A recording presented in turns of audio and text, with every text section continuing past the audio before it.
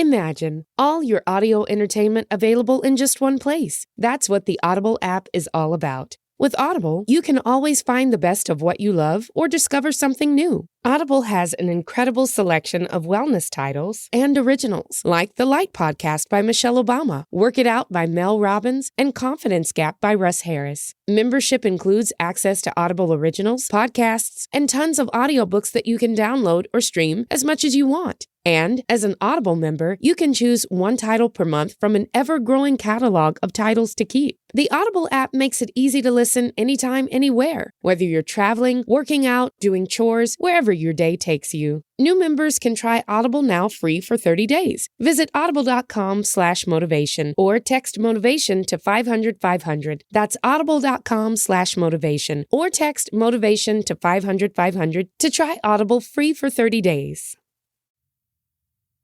The weather is cooling down a bit. The leaves are starting to fall. Yes, it's that time of year again. Football season. And we all know the best part of any game day traditions are the ones that involve food. There's nothing like having everyone in your game day crew coming together to bring their best bites and argue over whose family makes the best chili. And while there's no need to mess with the perfection of game day classics, like a freshly grilled Oscar Mayer hot dog topped with Heinz ketchup and mustard, it's always fun to step out of your comfort zone and get creative with your recipes. Because there's nothing more fun than adding to your list of game day traditions, like making a creamy and delectable queso dip with Velveeta cheese that can be eaten with so much more than just chips. Now is the chance for people across the nation to find out whose game day eats reign supreme. It's your turn to show off your tasty game day food traditions. Go to www.gamedayfoodtraditions.com to share a photo of your game day food tradition to enter to win $10,000. Once again, that's www.gamedayfoodtraditions.com to enter to win $10,000.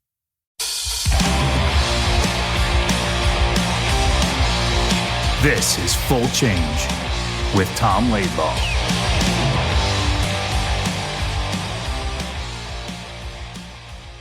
Hey, Tom, did you ever play men's league? I did actually. Wow. What a disaster that was. Really? So I moved back here. So when I retired, I was in LA, moved to Michigan. My Asia business was really going well.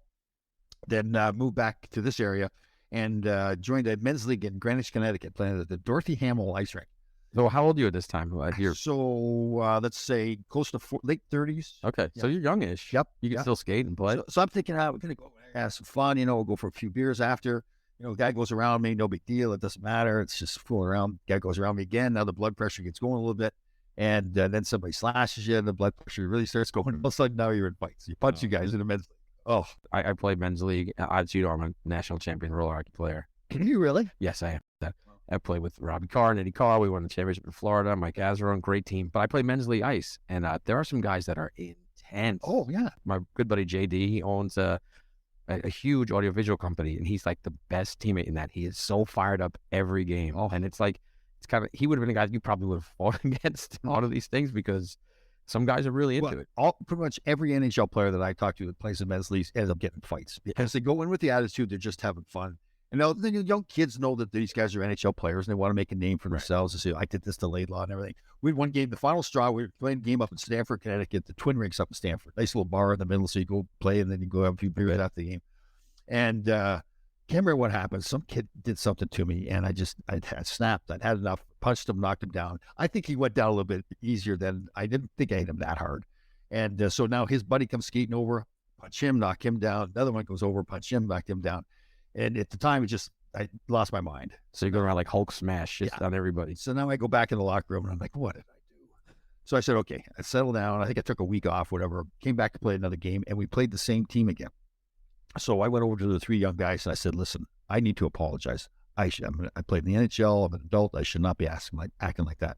And then worst thing was they go to me, no, Mr. Laidlaw, it was great. We went home and told all our buddies you were beating us up. I said, that's it. I'm done playing. I'm tired again. And that was it. Oh, really? Yeah, because it just was, the whole idea was to play and have some fun. And instead of have fun, I was like, it's almost a lose-lose for guys like you because if you're not the best player out there, people are going to rag you. And then if you play too much, they're going to be like, why is this guy?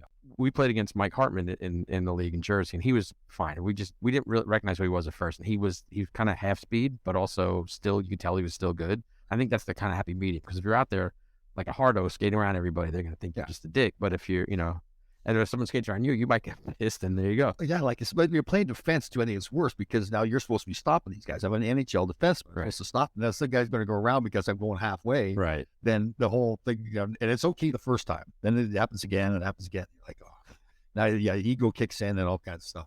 Then you get to be buddies with guys in your team, and you're sticking up for them, fighting other guys. Right. Yeah. Then it gets to be you right back in it. And then everybody goes to work the next day. I know. That's what you mentioned before. The guys going to work. We played this one game, and the guy on the other team had like a really good shot, but he had a big, huge curve on it like that. So it was just going to go up in the air every time. Right. Hit our goalie. Our goalie was a roofer, so he had to go to work in the morning. Hit our goalie right square between the eyes and pushed the mask back and cut him wide open. And I said to the guy, "What are you doing? We're playing a men's league game."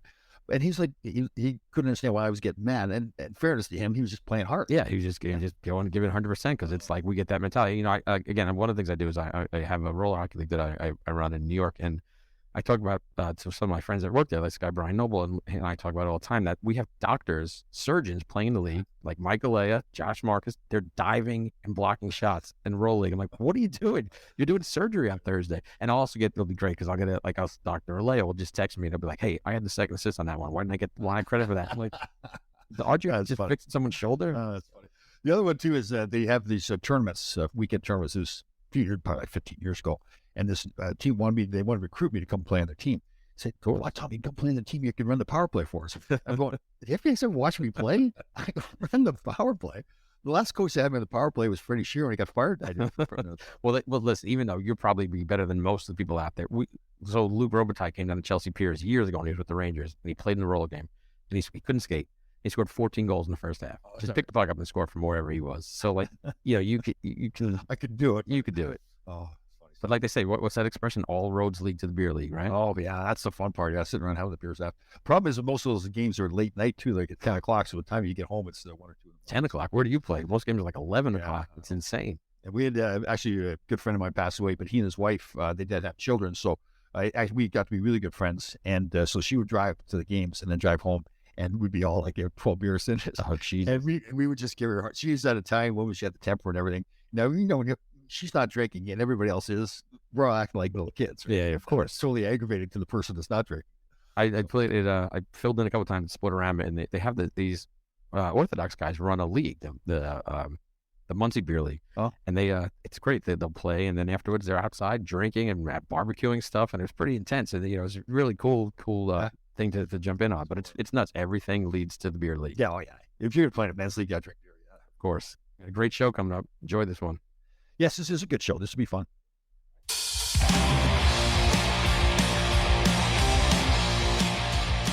If you like the Full Change podcast, please leave us a review on Apple Podcasts.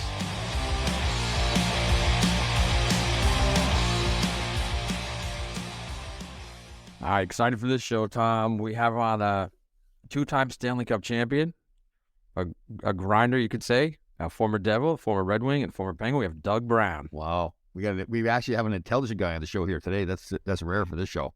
Wicked smart from Boston, Massachusetts. Wicked smart. Wicked smart. There you go. Dougie, how you doing? Good to see you again. Good, Tom. Yes, we've been at a couple of business meetings together, haven't we, trying to raise money for stuff. Yeah. Yeah, we've seen each other a few times in the Greenwich neighborhood. That's right too. Yeah, the tough section of the Greenwich area. Nice, good. So where did you grow up, Doug? So I'm all over New England, mostly Southborough, Mass. My parents are prep school teachers, and so I lived on campuses. So always had a rink within 100 yards of my house, and that's how I grew up. Wow. So you started playing hockey like at 5, 6 years old? Sure.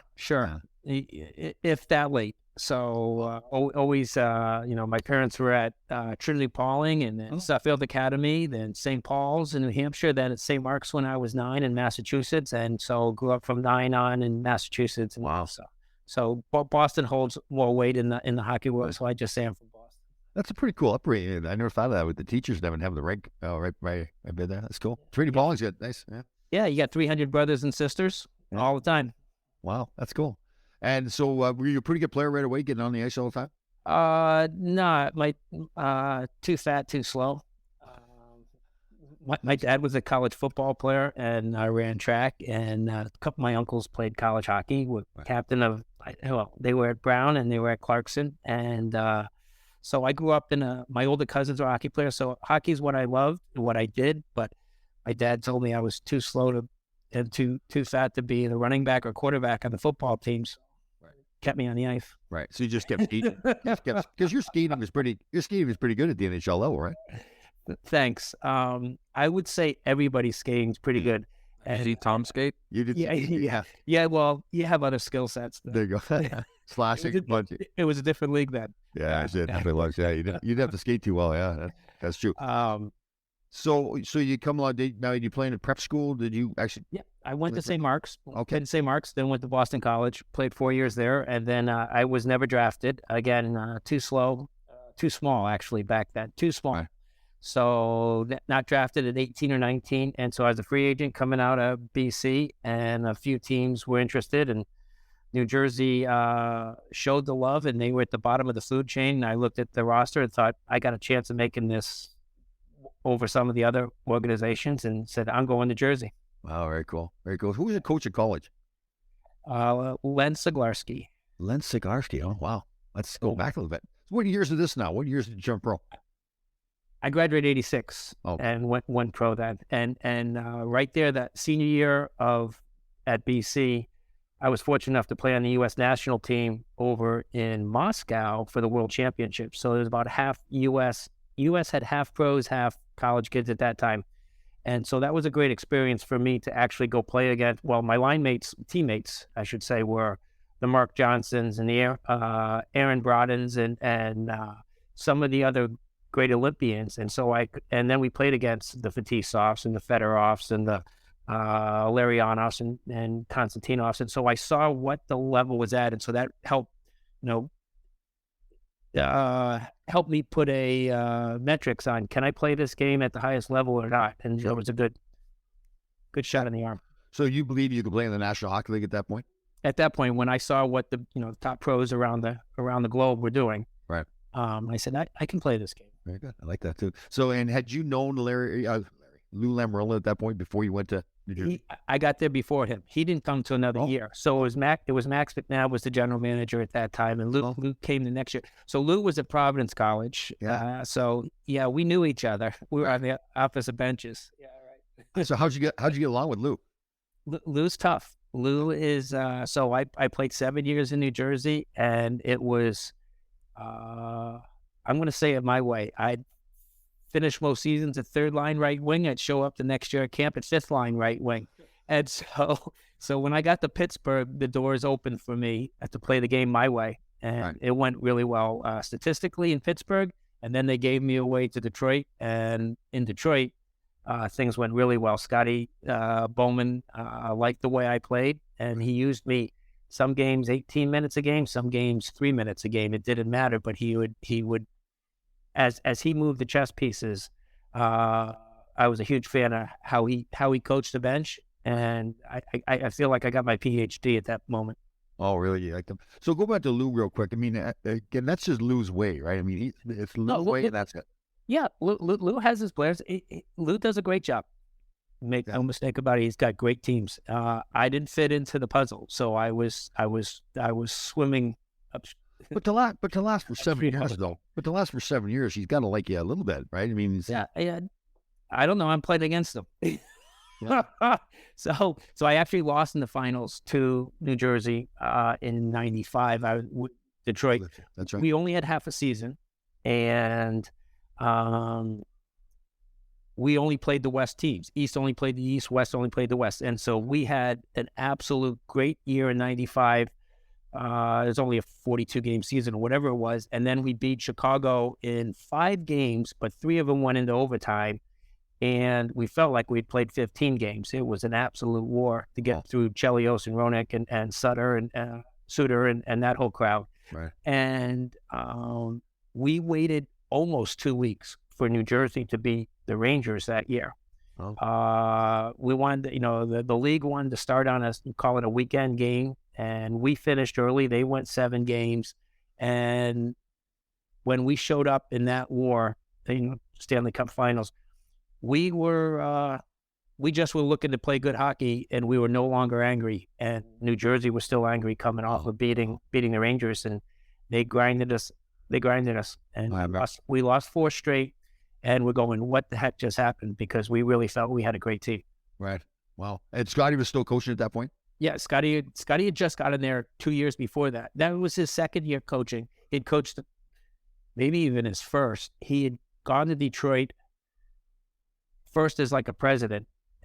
He had left Pittsburgh. Yeah, the year before I was in Pittsburgh, he was in Detroit. He had left, and then he went down to the bench, and that might have been his first year coaching, right, maybe second in Detroit. And then we had next year we lost to Colorado in the finals, which again we thought we were the best team, and Colorado again beat us, and another life lesson.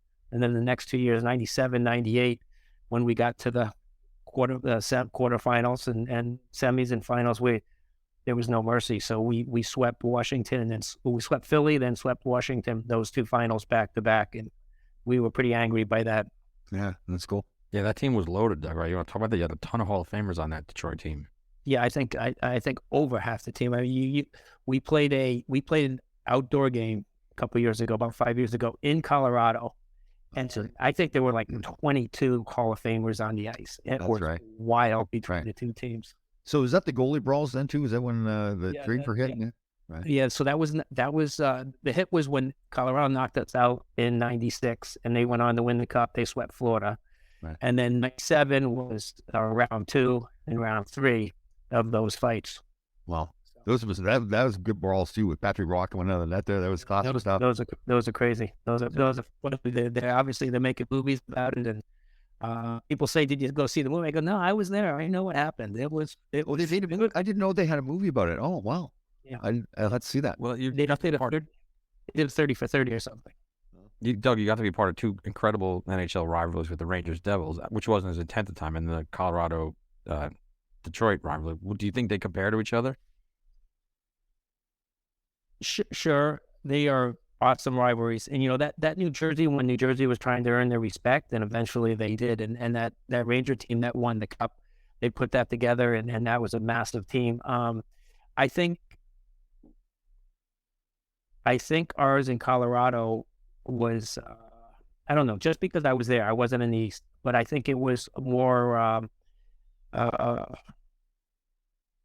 hatred about every single day. You did have the New York papers probably building up the New Jersey, New York rivalry, but I'm going to tell you that Colorado-Detroit one was... Yeah.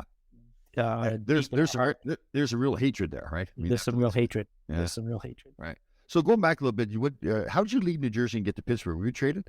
I was eventually, long story, but eventually they released me a week into camp. 2 days into camp. I wasn't showing up at camp. We had tried to get me out of there for a year. Oh. And Lou thought I should be in the minors for the most part. And I felt like give me a bag of pucks or get whatever you can for me. Just let me go. Oh. So eventually I got out of there and I went to Pittsburgh. I said, Craig Patrick, will you take me? I'll take the lowest salary on your payroll. He says, Dougie, I don't have any money. I can't pay you. And I said, Craig, I'll play for the lowest salary. Give me a chance. He goes, okay, I'll give you a tryout. I go, a tryout? Well, you got to be kidding me. And he says, yeah, I can only give you a tryout. That's what my owner will only let me do. I said, all right, I'm coming on a tryout. He says, okay, I'm sending a plane ticket. This is like 2 days into camp. Right. I go, I don't need a plane ticket. What are the directions to Pittsburgh from? And I was living in White Plains. I go, wait, just tell me what highway to get on. I'll be there in a few hours. He goes, no. What happens if you don't make the team? I said, I'm making your nice team. Nice. That's good. I like that. Yeah. No, Craig would like that too. That's good. Yeah. So I drove down, got a monster speeding ticket on the Pennsylvania Turnpike. And I said, I've never been so happy to pay a ticket. And got to Pittsburgh. And 48 hours later, we were playing preseason game against the Rangers. And Craig comes flying into me before the game, asking me to sign a contract because if I had played that game, Rangers could have signed me. Oh, I was a complete free. Anyone could have signed me. Right. So he signed me within 48 hours before I played against the Rangers that night. Did you have to sign for the minimum? Yeah, I signed for the minimum. Right. Actually, what I signed for was my previous year contract. Oh, okay. Which was still pretty low. Right. And I said, I'll sign a 1-year deal and then renegotiate. And he said, I don't know, long and short of it, I signed a 1+1, not happy with it. Right. The following year, he doesn't give me the 15% raise. And statistically, I'd had a very good season. Right. 55 points. 55 even strength points-ish, I think. And a few shorthanded. And Scotty Bowman comes up to me during the summer. We're at a golf tournament together, actually here at Wingfoot. And he sees me across the fairway. And I only know him from afar as the legend, Scotty Bowman. He says, Dougie, what do you think about coming to Detroit? I said, well, no, I'm renegotiating with Craig Patrick. I'm going to stay in Pittsburgh. Family likes it. He says, well, he didn't give you a 15% raise. You're a free agent. I go, yeah, well, we're working on one. He goes, huh? He goes, well, I'm offering you, and he offered me a good contract. It's about 80% raise. Oh. And I go, I'm thinking to myself, Scotty Bowman wants me to come to Detroit. Yeah, no And kidding. I'm going, well, my wife likes it in Pittsburgh. Maybe, and I asked for just a little bit more. He goes, I can't give you that, but let me go. He runs into the clubhouse at Wingfoot, calls Jimmy Devillano back in Detroit. Dougie Brown wants ABC. And Jimmy said, no, we're not giving him that. So he comes back out, says, Dougie, no, but if you want to play for the other number, you can come. And I said, okay, I'll talk to my wife and we'll and my lawyer and we'll discuss. I said, thanks, Scotty. Sure enough, the lockout happens that year in Pittsburgh. I still don't have my raise, and I get to the season's about to start January, 10. Right. And my brother's also on the team. Greg Brown is playing for Pittsburgh as well. Okay. He is not protected in the waiver draft. I am. We're out there practicing. We're going to play that night. The assistant coach comes out and says, Dougie, Craig Patrick wants to talk to you. I said, what do you mean he wants to talk to me? He says, I'm thinking for sure he wants me to go tell my brother that my brother got picked up by somebody. I go into the locker room. He says, Dougie, I got good news, bad news. I go, what's the good news? Good news is Ottawa didn't pick you up. I go, Ottawa didn't pick me up. What's the bad news? Detroit picked you up. I go, are you kidding me? They offered me a 80% raise. Oh, He goes, well, I go, and you just gave me away at a low number? He goes, oh, I didn't know. And I said, this is unbelievable. You call him up, trade me back. But, I want to stay here. I want to play here. Right. He goes, no, you got to go. Scotty's on the phone. Picks up the phone, gives me the phone. I go, Scotty, trade me back. He goes, no, Dougie, I need you here. We're playing tomorrow night. You're on Stevie Eisenman's line against Calgary. wow. And I'm stuck. I'm going, okay, Scotty. Yeah. No kidding. Yeah. On one side, you're upset about not having that extra money. At the same time, now you got a coach that really like a Scotty Bowman that wants you there, right? But Steve, wow, that's cool. Right. So I went to Detroit, and it was the best thing ever that happened. Wow. No Yep. kidding. And won 2 cups there in Detroit, right? 2 cups. As we said, I lost. We lost we lost at New Jersey in the finals, Colorado in the semifinals, and then we won 2. And then that following year, we were on fire again. We were exhausted though. Those 4 times, those extra playoff games going into the summer were incredibly wearing on the body and the mind. And we went into Colorado. I don't know if the quarterfinals. It was quarterfinals, and we were up 2-0. Ozzie tweaked his knee. Our goalie, Osgood, and then Colorado won the next 4, and we were exhausted. Right. So you had Nick Lidstrom, you had Luke Robitaille, Brett Hull. Luke and Brett didn't show up till No. 2021 as I got out of there. But Okay. but my lineup, you had Fedorov, Kozlov, Well, that's right, yeah. Fetisov, Larionov, Eiserman, Shanahan, Marty Lapointe, Draper, Kosher, Maltby. A decent team. They're all right. Lidstrom, Rouse, Was Murphy there? Larry Murphy. We had Brent Gilchrist, Bob Erie for part of it, Ray Shepard and Dino Cicerelli at the start of those. That's right. We had some unbelievable players. Jamie McCowan came in for one of those playoffs. Yeah. The lineup was off the charts. Yeah, those good teams. Those good. So how many years total did you get in the National Hockey League? 15 years. 15 years. Right. Wow. 100 games in the minors. Yeah. 900-ish in the NHL. 100 I watched that the coach said you stink. And probably 100 playoff games and probably 100 preseason games. You think back now that we're older and we go back to think, Yeah. So somewhere around there, we played 1,200 games. And Wow. That's a heck of a career, right? I mean, and battling through the Lou, like again, Lou. Yeah, the way he saw you. Yeah, it's okay if it doesn't kill you, it makes it stronger. Yeah. You believe in yourself, right? So So just let me play someplace. for a guy that wasn't drafted too, that's a pretty good career, right? Well, I thank you. The 1980 Olympics had a lot to do with me believing that I could play the game. Because I'm a sophomore in high school, and I saw, Mark Johnson's the best example of 165 pounds at 5'10", right. and he could play so well in the Olympics and play in the National Hockey League. I said, at the time that was my size, and I go, if he can play, I can play. You don't have to. Back then, the Bruins had O'Reilly, Winsick, and Jonathan beating everybody up, and I go, what am I going to do with that? No kidding. Yeah, okay. That's right. My first regular season game was in Boston. Those guys, so I got through the preseason and everything, but you go out there and you're thinking, and I was supposed to be somewhat of a tough guy too. And I'm thinking, oh my God, what have I got myself into, right? Oh. Yeah, they had a tough lineup. So how did it end in Detroit then? That was enough for you? Well, 15 years, it was helter-skelter. Right. We lost in the first round we had a good team. We're ready. This is 2021 for the spring, and we had a good team. We're up 2-0 on LA, and then we lost 4 straight to LA. Scotty Bowman's no longer running the GM spot. He's just coaching because of his health. And so Kenny decides he wants to go younger, was his original strategy. So Murphy, Verbeek, and myself were all late 30s. He decides not to re-sign us. And then Hull, Robitaille come available, and he signs those two. Right. So he just upgraded his old guys, and then they won that next year. And I was doing the color during that season.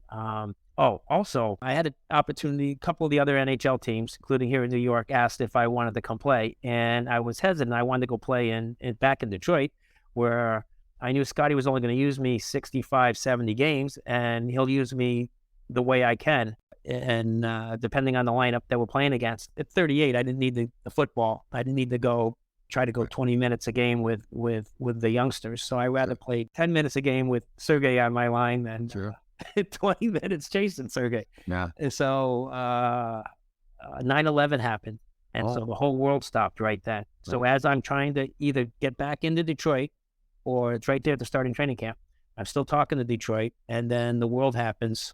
Yeah.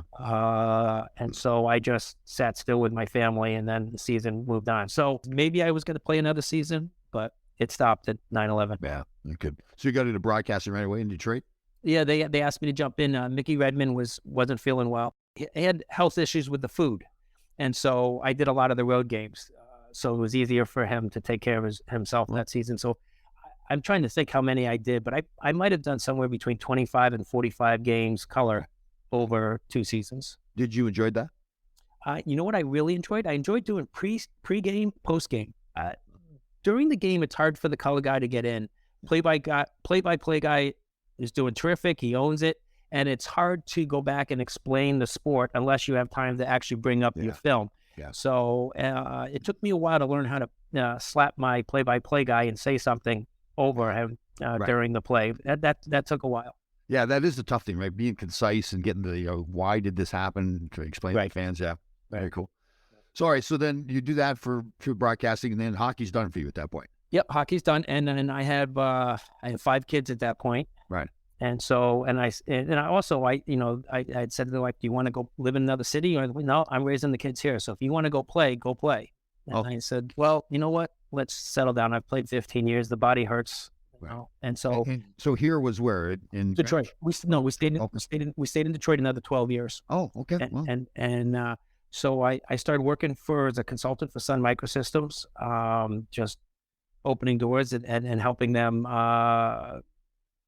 locally and actually across the country. They flew me around a little bit just to make people feel happy and show the latest, greatest technology that Sun has. I did that for a year, and then my brother-in-laws were starting their own Wall Street firm on the floor of the exchange, and they asked me if I wanted to come into outside sales. I said, great, what do I need? They said, Series 66, Series 7, all these exams. I'm going, oh my gosh, I haven't taken an exam in 15 years.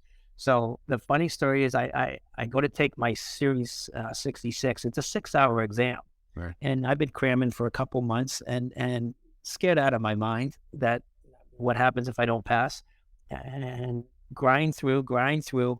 But here's the part. At the start of it, I show up with my number 2 pencils all ready to go. It's on a computer screen. I've never used a computer. I hardly write an email at this point because it came out during all of my NHL career. Right. So I didn't take any classes online or anything else. And so I'm working the mouse, and that was probably more stressful than answering the questions. So that was the first time you used the computer, right? The first time you used a computer? In a stressful situation. Gotcha. Gotcha. I had done 1 or 2 simple emails. That's about it. Right. So that, and so then get all licensed up, and I ran around New York and Boston to my hedge fund buddies that I had used to skate and play youth sports with, or college or high school, and said, hey, listen, I passed you the puck. How about some trades through our seats on the floor at New York Stock Exchange? And it was very much just a relationship driven for a little while there. And then found myself, the floor became electronic. There weren't much in the commission world there. So I started to raise money for hedge funds, and I flew to Moscow. Fetisov and I are the closest of friends, and he invited me over for some events. So I started to go to Moscow and try to do business with the Russians, and this is, 2004, 5, 6, and Russia's cruising. So I start bringing in American companies. We're trying to do co-invest with great life experiences, unbelievable stories. So many times I think we're going to crush and be billionaires. We made peanuts, but life lessons and what we're good at were awesome. And so then 2008 happens, and I just start doing that in North America, and I've been doing that ever since, which is, I call it private equity, but if I know what your company does well, and is it looking for finance, is it looking for people, is it looking to sell, I try to find the other side of the equation. So there is no method and methodology other than relationships over the years. And I work with a lot of people around the Greenwich area in New York. Sure. Great place to be, yeah. Greenwich area. Yeah, a lot of hedge funds here. So this is your business then? This is my business. And what's it called? What's the name of it? It's Trinity Global Partners, but there's nothing. It's just me. It's my LLC, and then whenever there's a deal, it's between 2 larger companies. Yeah. I've just brokered a relationship. Yeah, good. So I've got similar stuff too, right? It's like post-game strategies. About you and I have been at some business meetings together, so it's a fun business because it is all relationships and people who you know, and and then I think the big thing that I've really learned too is that like, don't be afraid to tell people who you are. Like, you're Doug Brown, you played in the National Hockey League. You're not bragging about that, but people are interested in that. I made when I first got going on my business, the other business people said to me, Tom, you got to use the fact that you played for the New York Rangers. So I said, all right. So I actually did a Google search of Wall Street and hockey, and there's about 20 guys that have played college hockey, whatever. And the first guy I met was Doug Hirsch. Do you know Doug? You know Doug, right? Isn't that how we... It was my line mate in high school. Yes, that's what it was. Okay. I knew there was a patch now. So I tell this story all the time about Doug. Fantastic guy, very successful. I think he had at the time like about a $4 billion fund going on, or however big it was. Right. And so I called him up, got a secretary, and I said, this Tom Laidlaw used to play for New York Rangers. And then she drops the phone, and I hear the pitter-patter of little feet. She's running down the hallway. And I think, what's going on here? And he gets on the phone. I probably told you the story. And he says to me, this isn't Tom Laidlaw. He thought it was one of his buddies joking around. I said, Tom Laidlaw would never call me. And I'm thinking to myself, this guy's got a $4 billion fund. What's he worried about Tom Laidlaw for? Yeah. So I said, no, Doug, this is Tom Laidlaw. I really don't need anything. I just wanted to meet you up. So he had me down for lunch the next day. And as you know, his office was like a hockey hall of fame at the time. So he was a good friend, good guy to meet. So I learned my lesson to really to use the hockey. I guess use is probably the wrong way of saying it, but make sure people know. Leverage it. Leverage, nice. I like that. It's I call it, it's our stars on our shoulder, or our stripes, however you want to say it. We did something. We got to the pinnacle of our profession at a very early age, and only a few people can say that. When you're the top, 500 in the world at something, you did something right. And the key is not to, well, I'm not going to say the key. That be proud of it. Yeah. Show that you did it, and then move on. Yeah, there's more to you than just the fact that you're a hockey player. You're an intelligent man. You're a businessman. Yeah, you're good. Right. So going back to the Jersey Devils, I'm intrigued by that. Like for 7 seasons now, your first 7 years. So you go through that every year where you prove that you can play, but then when you come back the next year, all of a sudden you're a fifth-line player. Well. I mean, there's lots of draft picks, there's trades, there's a lot of things going on. So, and we also went through 7 coaches in those 7 years. So there was a lot of turmoil. And they ended up getting it right. They had a great team, a lot of success. Right. My journey was not smooth, but that's okay. Yeah, I came out of it hungry and angry and focused. And you think with your life lessons, like the business you're in now, you have to keep pounding away at it, keep grounding and grinding. That was the same way for your career, right? You had to keep going, like especially those first 7 years. Believe in who you are, what you can do. Yeah. And that's a good point. So now at that point during those 7 years with Lou, did you believe that you could be more of a player than you were? Yes. The answer is yes. I never questioned it. I knew what I could do. It's just a matter of playing. Each coach has its own way of seeing what the lineup should look like, what does, your size, your speed, your IQ, and how they use it. And again, we went through 7 coaches in 7 years. So they have to keep hearing from the scouts and hearing from, we just drafted this player. We just traded for this player. And it is what it is. I'm old. I'm way past being bitter. I'm proud of that. I'm still standing.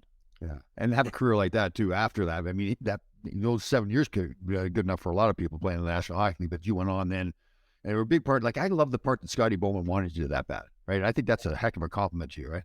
He was looking for glue guys. I mean, they had back then. They still already had Fedorov, Yzerman, Cicerelli, Shepard. They had high end players, so much talent. And so they just needed people to fill in the gaps and basically be conscientious so that those magical athletes could do whatever they wanted to do. So as Scotty picks me up, he says, "Hey, you know how to play left wing, right?" I go, because I'm a righty shot. He goes, "Yeah, Scotty, I could play left." Yeah, sure. Because he had the left wing lock, which meant you need to be the conscientious one on the line. Right. He ended up playing me at right wing, but at least he could flip me all. Well, actually, I played all the sides, but he could flip me, and if somebody blew an assignment, I'd jump on it because that was my job. Yeah. See, I think that's fantastic that you knew your role that much, and I'm sure you wanted to be like Sergei Fedorov. Everybody wants to be that level of player, but knowing your role is really important, and having a coach say, "Okay, I can count on Doug Brown to do his job." All right, that box is already checked. I think that's fantastic. So, good job. And the humor on that is you score goals in college, you're a big star, but you get to the pros and everybody has magnificent talent. So you're not getting on the power play at the NHL level. I killed penalties all the way through. And but I was expecting myself to score on the shorthanded. When I had the opportunity, I'm making the other team nervous. So I was fortunate enough to play with great defensemen that would fast break it all the time, and we try to score shorthanded. Then getting in and out of the lineup in Detroit, because there was so much talent. We're always 5-6 lines deep of everyone that could play on the top 3 lines. And one day I'm a black ace, meaning I'm out of the lineup for that night's game, and we're going over the power play. And whoever was supposed to be on it, let's just say it's Lidstrom was supposed to be running the power play, but he has the practice off. So they put me out there to just fill in the spot on the power play on the point. Listen, there you go. Right. So we're running and I'm jumping around, and I used to keep my attitude really good and just be myself, create what I think is the right play. And I played lacrosse, I played soccer, I have a lot of offensive ideas. And so I'm bouncing around and doing things on the power play, just creating more opportunities. And so now the power play coach is Dave Lewis at the time, and Scotty's watching, and they see me just creating offense from the defensive position at the power. So sure enough, by the end of my, 14th or no, probably 13th season, now I get, every once in a while, I get the last 20 seconds on the point, on the power play. Really? And the best example was the 98 playoffs. We're playing against Washington. Game 4. We're up 3-0 in games, but it's game 4. They've thrown the puck down the ice, and we're on the power play. And Larry Murphy is on the first power play. I get to go out for Murph. Murph stays out for the whole 2 minutes all the time. I'm not going to get on the ice. Yeah. Murph sees that everybody's dragging the puck in the defensive zone, so he starts to head. But the pass went to Fedorov. So Murph eyeballs the bench like he's coming. There's still 20 seconds left. And before Dave Lewis can grab me and put out a defenseman, I'm already over the boards. And I'm flying down the left side because Sergey's flying down the right, and I know what he's thinking. So I hit the top of the circle. He does one of the most beautiful spinoramas and puts a saucer all the way across, and I get to hit a one-timer for goal one in the finals, where here I am on the power play getting a one-timer from Fedorov, where only because I was a black ace, just doing what I wanted to do. That's pretty cool. Yeah, so that's what I tell players. If you have ideas, use your ideas. Don't stay in a box. I like the fact that you took advantage of an opportunity too, right? Like you actually created an opportunity, really. That's pretty cool. Good job. So go back to the Boston College days. There's a lot of guys that on that team that played in the National Hockey League. So we had Bobby Sweeney and I were classmates. He played 15 years in the NHL. Yeah. And then we had a really talented group. A lot played in the minors, but ones that played in the NHL: Kevin Stevens, Kenny Hodge Jr., Craig Janey, Timmy Sweeney. Wow. Good team. Yeah, we had some talent. Did you win any national championships or get close? No, shoot me. We lost in triple overtime in '95, out shooting Providence and Chris Terreri, 66-22, and losing in triple overtime. Yeah, so that's in the semifinals. So there we go. And then they lost in the finals to RPI. Adam Oates won that. Right. And Pupa was in that for that. That was 85 in Joe Louis Arena. Wow. Yeah. So the guy I think most often is Nick Lidstrom. That although he's a heralded player, Hall of Famer, he's probably even underrated for that. Like I just thought he was so good. He was so smart. He was so smooth. People didn't see all the great things he did all the time, right? Yeah, and then let's go. With you. I should have the rosters in front of me now that you're bringing up these great names. But we also had Paul Coffey on those teams early. That's right. Not when we won those first 2 years, but he taught us so much. He was so talented. So you had players that were just getting the puck out of the zone all by themselves. When we traded Koff to, I always make this joke, it took us 40 games to figure out how to get out of the zone after Koff was no longer back there, just taking it out by himself. Yeah. So how about Larry Murphy getting booed out of Toronto and then goes and plays for you guys? Like, how did that happen? And Larry Onoff couldn't play anymore in San Jose, so he comes and no. Look at our centers down the middle. This is a team that did not win. Right. We went Yzerman, Fedorov, Larry Onoff, Primo, Drapes. Wow. Draper. How's that for fun? And I mean, our lineups were so deep. Yeah. And it was a crazy world. That lineup, New Jersey beat us and then Colorado beat us. But we set records for regular season wins, but we weren't angry enough to get through to the win the cup. Yeah, definitely. So were you there with the Konstantinov accident? Were you there? Yes. Yeah. So that was right at, we won in '97, and that happened 2 nights later, 3 nights after we won the cup. And we'd called a team golf event. We all, they decided we ordered 6, the players ordered 6 limos, and we went to one of the players' condominium complex. And as I'm going to meet with everybody, we're all going to get in the limos and get to the golf course because we know it's going to be a wild day. And then the limos to get us back. As I'm driving to see the team, I call Fedorov because he's the only Russian. I ran with the Russians a lot, and he's the only Russian who likes to play golf. So I call Sergey. I go, Sergey, I'm not going to get in the limo. So because I have a feeling they're going to want to leave early from golfing and go to dinner. So he goes, Dougie, pick me up. So instead of me going to there, I switched and I picked up Sergey, and we drove to the golf event. Sure enough, we have the other Russians with us. We're all golfing. And then after 9 holes, they've had enough. And so they go in to eat their steaks and they're headed home. Sergey and I are still out on the golf course finishing our 9 and it's Michigan. So it's late at night. It's probably 8:30 and the sun's still up, but we're coming in. We get in and Sergey's phone rings and it's his dad. And he says, Sergey, you okay? You okay? And Sergey says, I'm good. He says, the cops are at my door. They think you're in a car accident. His house was close to the road. This is where the accident was. And so you would have been in that limo?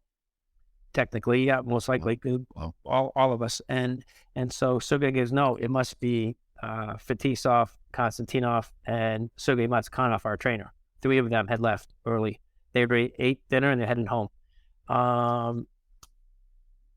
So we all jumped in the car and we waited for all the boys, told all the boys, we all headed to the hospital. The girls are all at dinner at Andy Amo's nice Italian restaurant.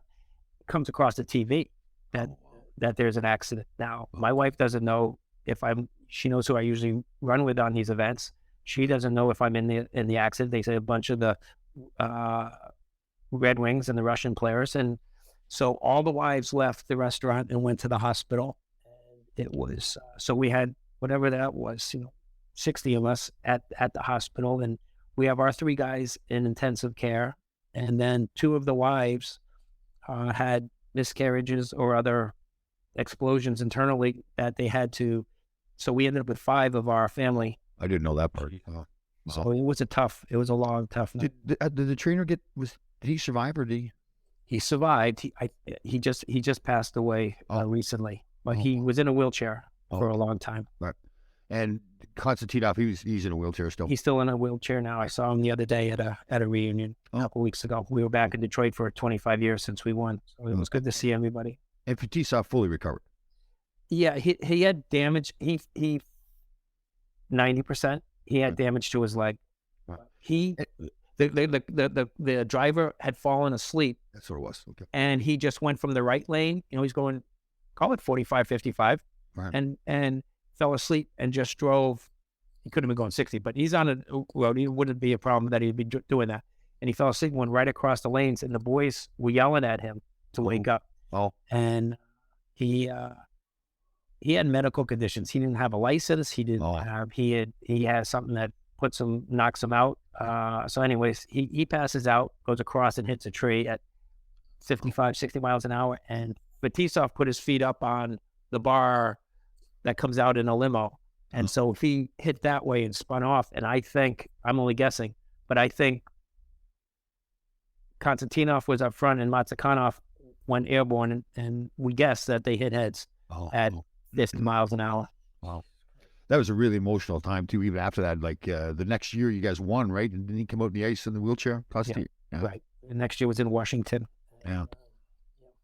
I remember that being, like, as sad as the story was. I mean, it seemed like the team kind of rallied around that at all. And, right, wow, it was a scary time. I was living in Michigan at the time, too, so. It humbled us and brought us back down to earth pretty quick. Yeah. And well, especially because obviously you're trying to do the right thing. You guys are figuring with me, have a few beers, glass of wines, whatever. So let's get limos so we're all safe and that happens. So, well, so you had a heck of a career for a guy that was never drafted, was a little fat guy that was too slow to play that long in the National Hockey League and win the Stanley Cups. That's fantastic. Yeah, thanks, Tom. Yeah, no, it's motivating when your dad says you're too slow. Right? Yeah. He sent me back to you. Set a lot of speed skating classes and so on, and Laura Stam, who's a local a legend for teaching many of the pros. And I started working with her when I was 14, and I remember my dad calling her, and I'll use the word beg, but asking her, "Will you please work with my son?" And she goes, "No, I only work with pros." I'm only 14 at the time. Right. And eventually she accepts me. And so I think I was the first youngster that she worked with back then. There were only 7 of us on the ice, and the other guys were all in the minors trying to make it to the NHL. And it was good. It made me think technically about the stride. Yeah. And there's like the golf swing. There's a rhythm to it. Yeah. Yeah, she's good. She taught me too. She made a big difference in my skating. Right. Yeah, did she really? It was pretty. Shows how bad it was before. Who noticed that? That's good stuff. Well, listen, you've really transitioned well. Like when you left the game, it seems like nothing really stopped you. You just said, "Okay, game's over with now. I'm going to jump in and get something going." Right? Yeah, change of profession. It wasn't a retirement. It was a change of profession. You know, I had a lot of fun. So I have 2 boys. I have 5 kids, and the girls. I wanted to give back to my own kids. I had great parents and got me to all the games and all the sports. And I played soccer, hockey, lacrosse in high school, and I played lacrosse and hockey in college. And I wanted my children to have the same experience that I had, that my parents gave me. And so I put an awful lot into the youth hockey and the youth lacrosse. And my wife was helping the youth soccer, and we just gave it as much as we could back into our kids. And now the 2 boys play professionally, and it's fun to watch them. Oh, your 2 boys are playing? Yeah. So the older one plays for the Flyers, Patrick Brown, and he's had 8 years in professional hockey. I'm guessing 8. And my other son, Christopher Brown, plays for Jacksonville, and so he's 3 or 4 years professional. And coming out of during this whole COVID thing's been very, things you don't recognize for the minor leagues. It's been stressful for the players because the NHL boys, they get their big paycheck. They're moving on. There was no money. COVID, none of the teams are making money. And the minors really got strapped down, and the kids had to really fight to get on the ice and find places and work their way through. So, you think of the young high school kids that struggled with COVID, and I think the young pros had a lot to fight through as well. Yeah, definitely. Any regrets at all? Regrets? I think there's going to be none. I'm going to guess no. I think go faster. No, that I lived my life, and I still try to, that I don't ever want to say I could have been, I would have been, I should have been. I played as hard as I could every day and left it there. When I was in the agent business, I represented Dallas Drake, and I always thought that he was one of the guys who got the most out of his career that he possibly could. And I would put you in that same category. I would say that you look back and say, you know what, I got the most out of my career possible. Like, going with Scotty Bowman, knowing your role, playing your role, like not complaining that you weren't getting more, but just being the best at that role possible. I think you had a fantastic time. So good job. Yeah, thanks. I think Dallas was there right when I got to Detroit, and then he got traded out. Yeah. That first year, 95, that half a season. Well, we had a terrible agent, so that probably didn't improve it. We've had a few of my former clients on. That seems to be the theme. You have a bad agent all the time, man. I went through a few lawyers. So my first one was Brian Burke. Oh. And he was terrific. And then my next one was Bobby Goodnow. Oh. And so when my third one was Bobby Murray, and I said, Bobby, you're just moving on to bigger and better things after you work with me. There you go. I'll take over the League of the Union or something. Yeah, very good, very good. Well, listen, thank you very much for having the show. You had a fantastic story. I really admire it. You weren't drafted at all. To do what you did, to fight through the 7 years there in New Jersey and still keep playing, and then finally go to Detroit and win the Stanley Cups. You had a fantastic career. So, Dan, really good job. Tom. It was great. Anytime. Good to see you. Thanks, Doug. Thanks, Doug. See you guys. Bye.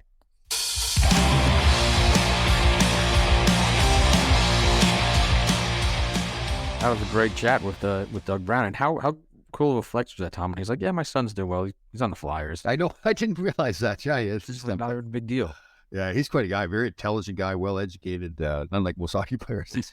And I'm the guy who had to, like you said a few times, he had to really grind it out, get the most out of his abilities. Yeah, again, like that really intelligent guy, but would not quit, right? Those 7 years he had in New Jersey there, and really Lou, it's not like Lou was mean to him or like that, but Lou didn't get much. He wasn't want to lose guys. Yeah, he fought through it. So yeah, he's a great story. And he's got 2 more cups than we do. Yeah. So. You know what I like too? We talked about the Scotty Bowman thing, where how Scotty had a role for him. He knew to play that role.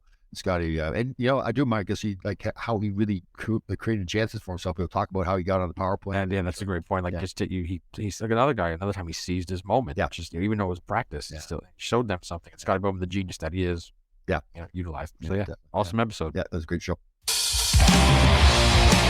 All right, Grasshoppers, thank you for listening. We had a fantastic show. We'll see you next time.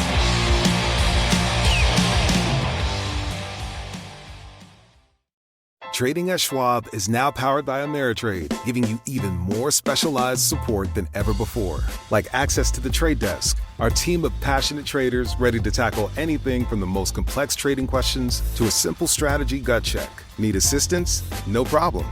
Get 24/7 professional answers and live help, and access support by phone, email, and in-platform chat. That's how Schwab is here for you, to help you trade brilliantly. Learn more at schwab.com/trading.